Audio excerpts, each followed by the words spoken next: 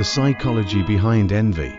At its core, envy is comparison turned toxic. It is deeply rooted in our sense of inadequacy and the belief that we are not enough. Why do we feel envy? Because we define our worth relative to others. If she's praised, what does that say about me? Because someone else's success feels like a mirror reflecting our failures. Because deep inside, there's a fear that there's not enough goodness to go around. Love, beauty, success, attention. Envy thrives in a scarcity mindset. It makes someone else's joy feel like your loss.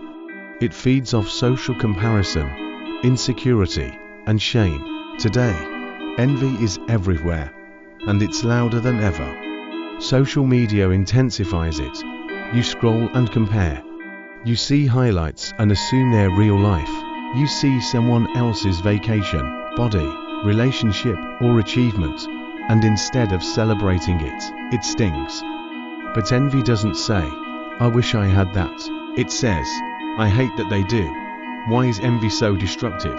Envy is dangerous, not just because of what it feels like, but because of what it turns us into. It kills gratitude.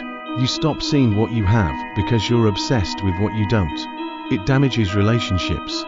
You can't celebrate others. You pull away. You resent silently. It breeds sabotage. You may gossip, compete unfairly, or hope for others to fail. It poisons joy, not just theirs, yours. You can't enjoy your wins because you're always comparing. In time, envy makes the heart small, bitter, and incapable of love. Envy is a deadly sin.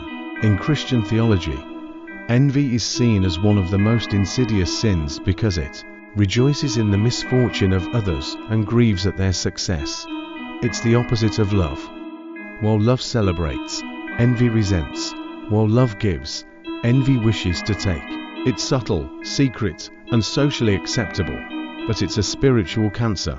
It turns your attention outward in all the wrong ways. Instead of healing yourself, you start wishing others would hurt. The philosopher Immanuel Kant once said, "Envy is the vice of hating the good fortune of others, simply because it is not our own." Envy doesn't just damage others, it rots the soul from the inside out.